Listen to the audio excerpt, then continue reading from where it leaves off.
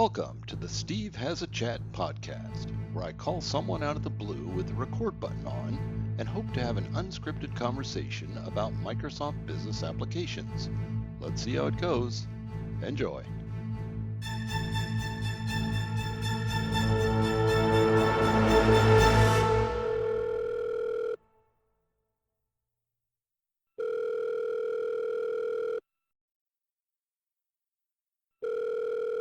Hello, this is Guggs.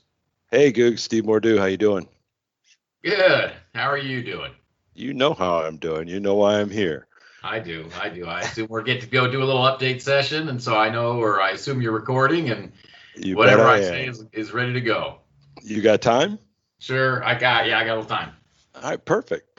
Well, it's been a while since we talked. It's actually been a while since we've heard from you. I was looking, and I think November was like the last post, kind of an update to the world of kind of what's going on. And I've been hearing the hammers banging back in the background, but lots of folks, lots of ISVs are reaching out to me for some reason or other, saying, "Hey, what's the latest? What's going on? What's happened on that ISV front?" Yep. Like you said, lots of hammers in the background. Once you get into that middle of the year, you're just mostly heads down trying to do two things, trying to, solidify all the work that's going on for this year. So working with the field, the team went out and did a field tour and on lots of calls, we have our sort of middle of the year checkpoint. So you're just grinding away on that, and you start doing the planning for the next fiscal year. So it turns out our Q3, which is January, February, March, is kind of double busy. You're working pretty hard to do whatever tweaks you need for this year, and you're busy planning for the next year. And so I think everybody's been pretty heads down. And then you get into January and February with the virus coming out. I think you're busy trying to figure out, are we going to do MBAS.live? You plan for one version of it, and then you plan for a different, and you're working with customers and partners. So I think all of those things combined means everybody's busy. We still, my virtual team gets together on a regular basis, and I've got a couple calls after this, so that's where we're at. The ISVs have definitely had some challenges with Microsoft, and not all of this, of course, is within your area. You're kind of working on the program for ISVs that will kind of link to the products, which you're not related to the products, you're related to the program. But on the product side, even the ISVs are having some challenges. I know that there's been ISVs that the platform keeps shifting, keeps moving around, new things added, things dropped. I even know some ISVs that have said, "Hey, they just launched something that kind of wiped out my whole solution," and so I think there's multiple things going on the ISV side that's got a lot of them nervous, and I think they're looking for some reassurance that we bet on the right platform, and was that a good bet, and when are we going to see a payoff on that bet? And what kind of things can you say to maybe reassure some of these ISVs that are out there that are kind of like scratching their heads saying, what's next? I mean, was this a good bet? I can't think of a better bet right now, but that's me. Of course, I'm on the wrong side of the fence for that. We're all biased. Even as ISVs biased. are biased, so we're all biased. People want a little reassurance that to your point that they make good decisions. From a platform and product perspective, there's probably never been more energy in the combination of Power Platform and D365 than we have today. I mean, I talk a lot about product truth. I didn't think there was a lot of product truth for an ISV in sort of the platform SaaS offerings. If you go back 5 years when we were in the DPDX days, James and Mohamed.and Charles have just been cranking along, and so from the sort of breadth of the portfolio and the quality and that link to Azure going sort of down the stack, and that link to SharePoint and M365 going up the stack, and the sort of coherence in the platform. And then we've been cleaning up. I mean, God bless the team for all the work they've had to do to clean up sort of just years and years of monolithic offerings that weren't in good shape. That speaks a little bit to the change of the underlying platform. But we're probably as solid as we've ever been. We've got a twice a year release train. The notes come out early. We did an ISV session for the partners, to get ahead of it. We'll do that again, on an every 6-month basis. Satya is sort of heavily, invested. Scott's heavily invested. Amy, our CFO, is heavily invested. So I think there's both product or platform truth. There's good energy in the marketplace. We're growing very well. Can't say anything, Q3 will be coming up, but you look at Q2 and Q1, you look at just quarter over quarter. Now the platform's growing, and if the platform's growing, that's opportunity. In particular, Power Platform, Power BI, some of the D365 services. So I think all of that speaks to just incredible momentum. And I see a decent number of ISVs coming into the program and the platform sort of unsolicited, wanting to take part in that. Now, the one place people might feel a little discomfort is, as the platform solidifies and as the services solidify, and we add things like AI and mixed reality in there might be places where people were making an investment or were, looking to extend, that we might be extending in that area. And, I would say, look, if you're an ISV on the Microsoft platform, historically, one of your trademarks is being somewhat nimble. I don't care if it's all the way back to the Windows days and Windows 95, working your way up through the internet era, or intelligent cloud, intelligent edge. The value of a platform is that balance between giving developers something to build on and having enough sort of coherence and consistency that both customers and ISVs can count on it. And there's a fine balance there in terms of where you add features or functionality or new capabilities to keep up with what your competitors are doing, to keep up with what the customers are asking for. And so it's a balancing act. And, I think the good thing, at least on the dynamic side, is we're always open for conversation. Whether it's myself or Greg or Mohamed or Charles, look, we'll pick up the phone and we'll have the discussion. And there'll be places where people might, feel uncomfortable that we've gone in that direction. Great, we'll have the conversation and we'll talk about, roughly where we're going without sort of breaking NDAs on either side. And they'll, my feedback to ISVs has always been there's always someone at Microsoft who thinks someday they're going to build something that competes with you. So let's focus on the 90% where we don't compete and know that there's going to be 10%. And I think that's just a truism. So energy is really good. Product coherence is good. The product truth is good. If you look at what's going on right now during the COVID response and the pickup for the Power Platform in terms of helping, hospitals and healthcare workers and, quick solutions, holy crud. And then the new areas are good conversation. So, let's have the discussion. I think some people I know a lot of the historical ISVs have been around a long time, and, some of the work they did that was either custom on the product side or custom in terms of working with our field, as we know, sort of make that available to everybody, that feels a little less comfortable. And we do a good amount of hand-holding for that. Yeah, I think, one of the things you guys have been telling ISVs for years as a way to kind of build a business, but it also in a way to kind of protect your business, is to go vertical. The more vertical you can get, the safer you are. You guys are not going to go there.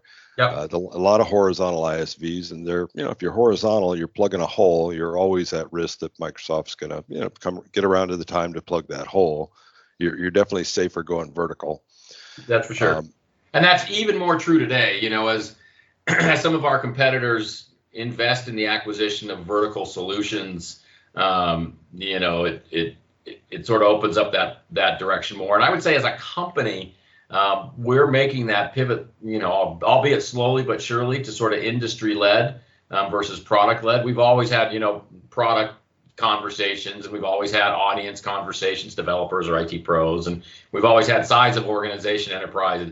But industry was always kind of not as strong a direction in terms of how we went to market. We pivoted the company pretty heavily, and Azure's doing a lot of this work at M365, and so is Dynamics. So, in industry-based solutions, those are always the ones that get the best pickup. And now our sales force is pivoting more and more in that direction. That's the way to stay aligned. Yeah, you talked about nimble, and I think that's frankly, one of the challenges some of these ISVs have is they're not that nimble. They built a a bunch of IP on something, and their goal was to just sit back and collect checks. But you can't do that anymore. We're no longer in a space where you can just build something and sit on it for years. You may not be able to sit on it for months before you've got to go back in, modify, refactor, take advantage of some new technology, or it's a continuous motion now for ISVs. They're in continuous development mode. What really didn't used to be. It was like, we're going to go build something, sit on it, and cash in. And in particular in this space, and we see it a lot. I use the term, sometimes there's this notion of lifestyle businesses where you build something and it supports the lifestyle, and there's not a lot of interest or energy in reinvesting to change it or modify it. And truthfully, that doesn't work. There are places. Tell me about it. That's what I've been trying to do. Yeah, it's not working. Part of the blog series I've been working on is called Continuous Transformation, and it's all, if you look at 26 years of Microsoft, all we've ever done is evolved and changed, and it's driven by technology and scale and culture. But there is no, I can't remember a period of time where, something's not upending the conversation.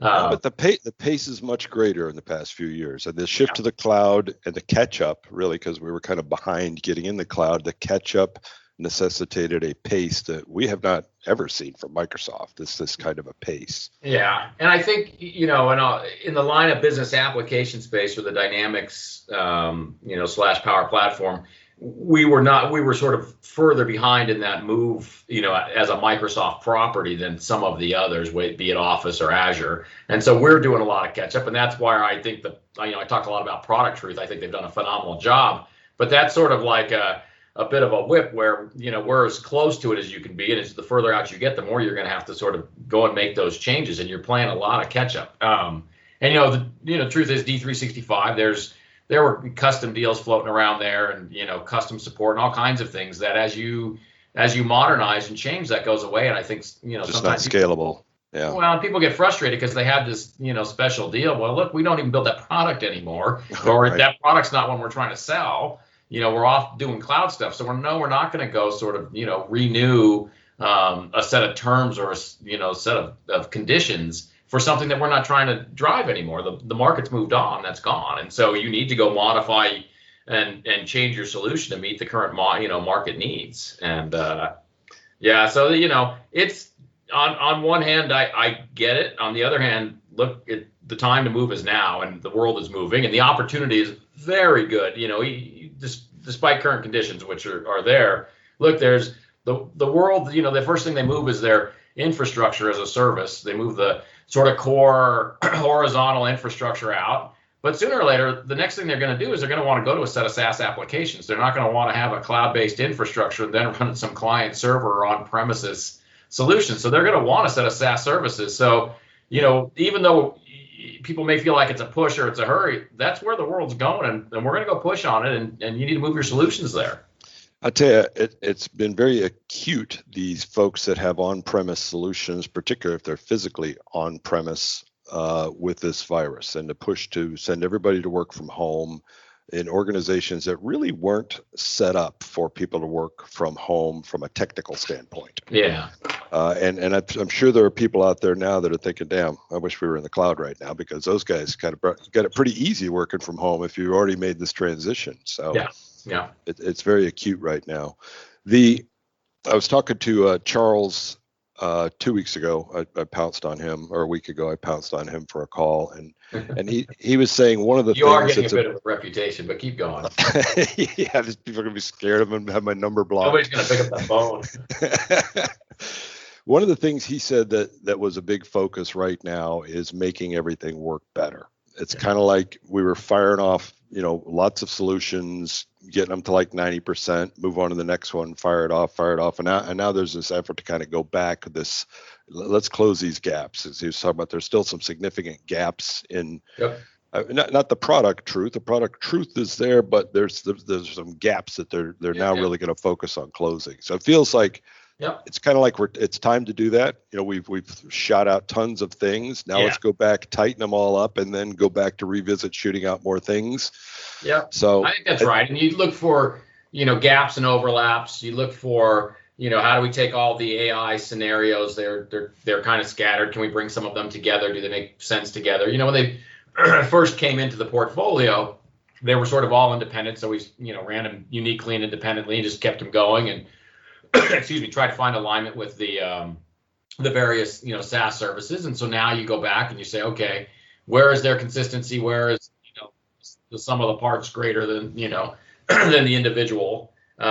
You go and you look for whether it's process automation and the work we're doing there, whether it's the Power Virtual Agent. If you look at what they've done in terms of sort of for COVID-19, in terms of using a virtual agent, making it available, how do you turn these into tools that can really scale and operate and work at the levels needed? So, and I think Mohamed's got the same thing. There's a bunch of solution areas as we took ERP and CRM and sort of took them into their natural marketing and sales and finance and operations, and we picked up some other areas. He's doing that same work. So now is a beautiful time to not necessarily double the number of offerings or add a whole bunch of new products. Now's the time to take the momentum we've got and the offerings we've got and fill in the gaps and sort of where there's overlap, bring things together. Make these things really operate at scale. I mean, when you have the energy and you've got the interest, then what you start to get is feedback on what you're missing or what's not quite right. And we want to take advantage of this time to go work on that. Let me circle this back to your space, the ISV side specifically. Over the past month, I've had 2 calls with some folks on your team that were looking for my opinion about some complaints they were getting, because I have opinions, about some complaints they were getting from some ISVs that had built their solution depending on this team member license and the changes to team member. And I am actually aware of a couple of these ISVs that actually built their solution on the team member license without regard for the restrictions of that license. Yeah. Certainly pretty easy to make your ISV solution have a lot of appeal if you've put it on on a lesser license than it should be on. Right. And they're complaining now about the changes, and both of your folks had asked me my thought about that, and I said basically the hell with them. I mean, I have no sympathy for somebody who built a solution on top of a license they shouldn't have. If you can't make revenue on the right license, then your solution's not right. Or your thing isn't right. I mean, do you have similar feelings of kind of like lack of sympathy for those folks that did those things? Well, I sort of think about it a little bit differently. Yes, look, there's people that take advantage of, it maybe intentionally or unintentionally, of licensing they shouldn't. That just has to get fixed, and we'll go work on that. What there is, that I think about is, there are 2 scenarios that I think of as sort of, light use or light functionality scenarios. So if you have something, a very large group of people. So students is a good example. Healthcare workers might be a good example. Pick your scenario where you have lots of people, and you have some people that are heavy users, and you have some people who might, touch the solution once or twice a year, or who touch the solution quite often, but they need just a very lightweight answer to it. They're light users. They're users versus creators. That lightweight or light touch scenario is one we still are trying to figure out the right scenario for, because there's not a great license type for this. And by the way, this isn't a Dynamics type conversation. I could say the same thing for Office for all the years it was there, and people would talk about different types of workers. So it's contract workers, things like that. Yeah. And so it's, when they used to use the term knowledge workers, and there was something else I can't remember, but there is a collective challenge, which is how do you build a licensing framework that where you can't tell between the 2, sort of light touch or light use, or you can tell, but there's no consistency. So if I ask the question, what does light touch mean to one ISV or light use, I'll get a very different answer than what I get from another one. So you can't design a licensing type that works for everyone. So that's one where I definitely have some empathy. It's not a sympathy term. I get it. I don't know what the answer is, and to your point, ultimately you sort of have to design the solution to work with the licensing types that are out there. There's this funny juxtaposition between everybody wants simplicity, but everybody wants ultimate choice. Well, those two things aren't the same. You either, you either get it simple, or you have and not as much choice, or you get all the choice in the world. It's the most complex thing you'll ever seen. And so I don't know the answer to solving for this one. I know that the licensing teams are very aware of it. They've had tons of these calls in a good way. But there's not, I don't know the answer. I haven't seen anybody figure out the answer in, 10 plus years of banging heads on this. And so I do think sort of trying to design a solution for the licensing types that are out there is the right thing to do. And Teams, doesn't serve that purpose. It's gone, relative to that, where people try to use it for something that it wasn't designed for, which in many cases is that light use, light touch scenario, but doesn't work. So we'll keep banging our heads. We'll keep talking to people. People do have to work within the licensing, confines that are out there. We're always evolving them. We're always taking feedback. We're always trying to do better. But, assuming something's going to come magically, it doesn't happen. We're not alone there. I was reading the Forrester report on low-code solutions. We're obviously up there at the top now with a couple of others, and the negative for all of the ones at the top was overly complex licensing. And I was just thinking to myself, you know what?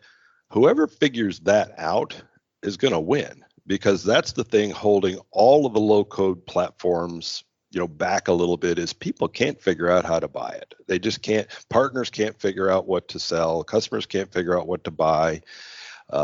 Too many moving parts in the licensing. Unfortunately, we're not the only ones that have that problem, but whoever can figure that out, is really, and I'm sure you guys have got some smart people trying to figure that out. A couple of other things before I let you go. Well, just on that one, there's also a difference between the customer angle for that and the ISV angle. Yeah. And so trying to figure out a licensing framework that works well for customers and ISVs, whether it's the low code scenario or some of these others, it adds to the complexity. So I highlight that in the sense that customers are a big chunk of, that's typically where we start first when we're working on a licensing framework, because many times they're the purchasers, or it ends up as part of a broader agreement set. And so we have to figure that out. And so that actually, I think it's easier for ISVs, because as an ISV, I can figure out and understand what license would be necessary to run my solution and talk to a customer about, here's exactly what you need to run my solution.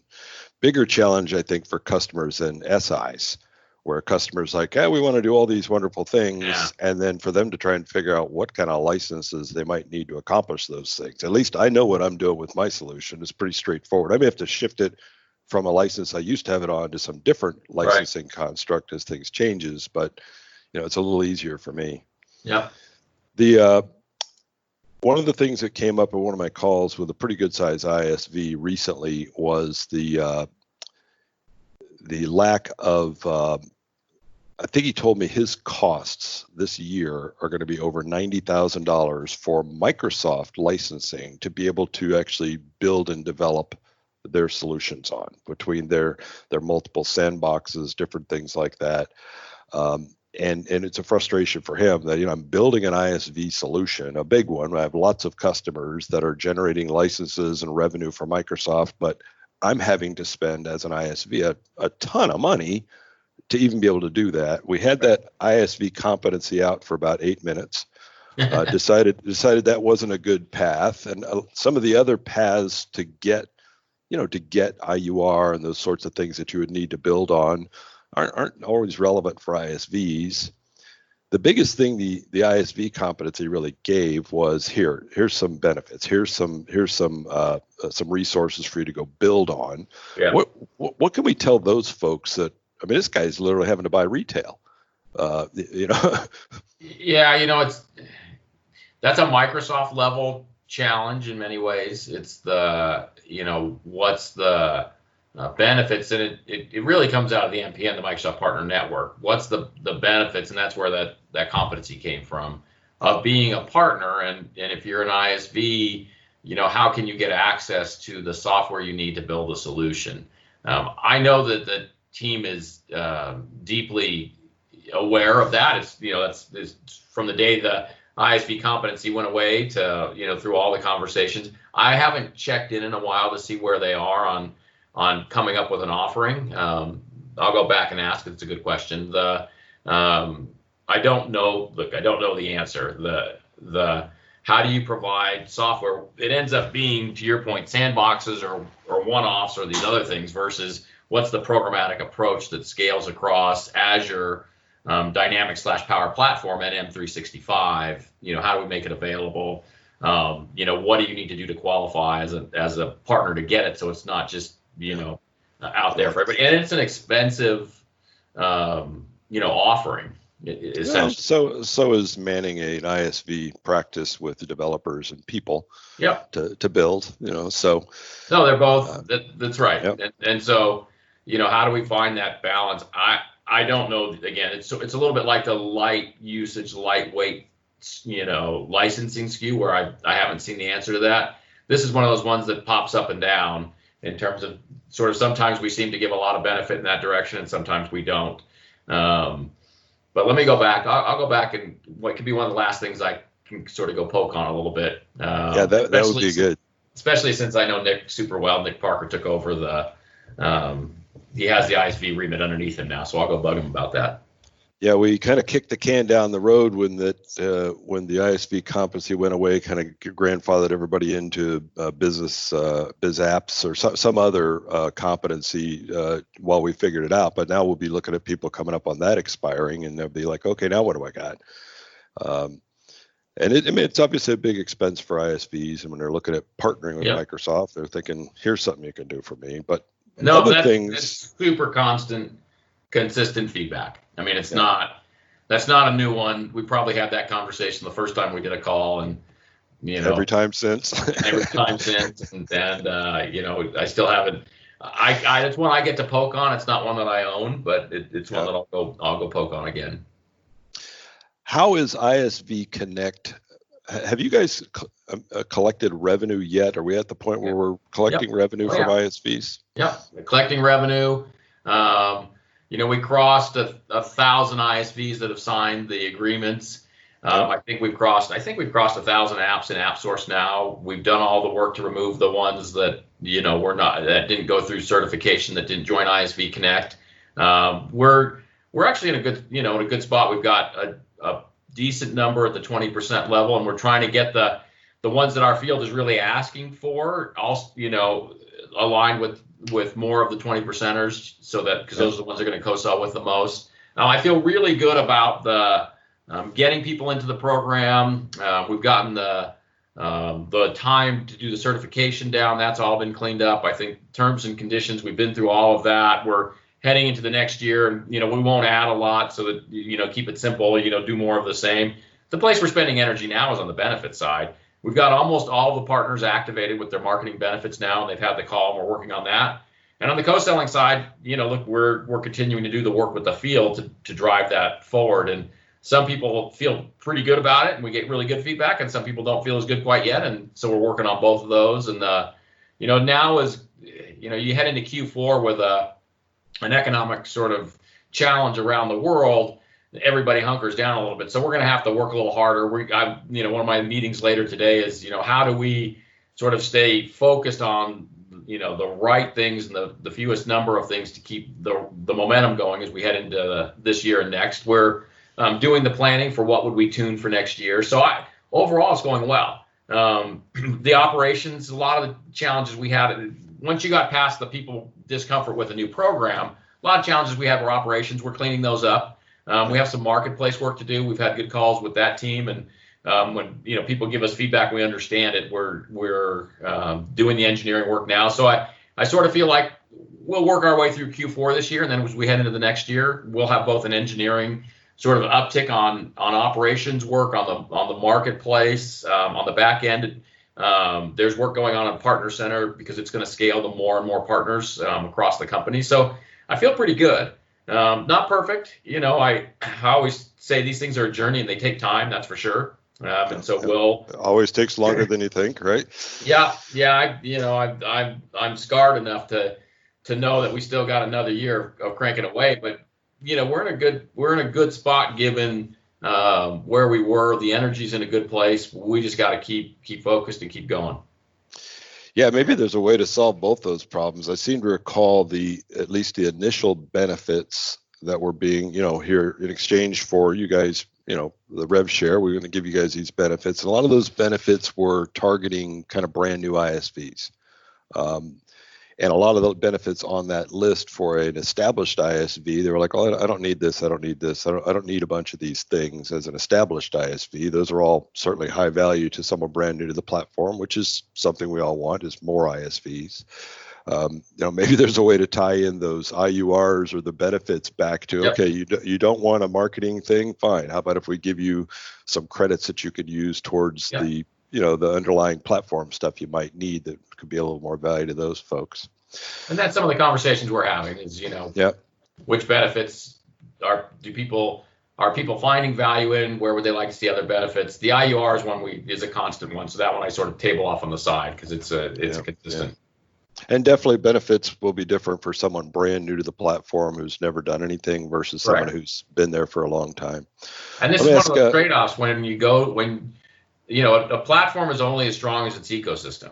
To make the ecosystem stronger, you're going to add more people in, and so you're going to bring people in, and part of what you're trying to do is attract that. Not all of those things feel great for the people that have been there and been working on it. That's where a little bit of the tuning and being agile helps. Because you're adapting to the platform's going to scale and grow. It's in a good spot, so there's going to be more people on it, and so we have to find the tools that work for everyone. Yeah, thanks to your little kick, I got a call next week with about a dozen people on the AppSource team, so they're going to get an earful of all my opinions, so they can put that in the mixer. No, I think it'll be good because and they know. To be honest with you, they know. Yeah. But we told them, it's better to hear directly. And there's a couple folks we're having them talk to. They're giving, they're sending me the feedback, and then they can tell you where they're at and what they're doing and why it's taking a little longer than maybe people had hoped for. But that's the beauty of doing it sort of right and getting it fixed is not the beauty, the reality. Necessity. Yeah, the reality or the necessity. It's a little like rebooting this program. So I want to wrap up here because I don't want to take up too much of your time. Yeah, but you recently announced a retirement. Coming soon. Who's going to be stepping into your shoes for this ISV motion? Have you figured that out yet? Has that been just thought about? Yeah, no, we're going to move the team into another part of the organization. It'll be close to the accelerator team, which used to report to me anyway, the industry team, and with one of our real good leaders. And with the SI. So it'll end up in a spot with Greg and Sean, still running their teams, aligned with the work going on for the, another key part of the ecosystem, which is SIs, and the industry work, which has a ton of ISV work. It's all the accelerators. Again, that team used to report into my org. So it'll feel like a pretty natural connection into places it would fit, and the people we've worked with for, pretty closely all along. And you're going to have every single one of these issues fixed, buttoned up, running like a well-oiled machine before you walk out the door, right? I'm going to, stay committed to doing the best job to make sure we're set up well for our next fiscal year, to transitioning well, and to, being there. And then I'll be around for a little longer to make sure if there's questions or engagements that are needed to done, that I do them. All right, cool. Well, I'm looking forward to everything that comes. And thanks for, making the time for the call. No worries. I always enjoy a surprise call on a whatever day it is. Days get lost nowadays, but yeah, I'll bet you enjoy them. Yeah. All right, man. Have a good one. Take care. Bye.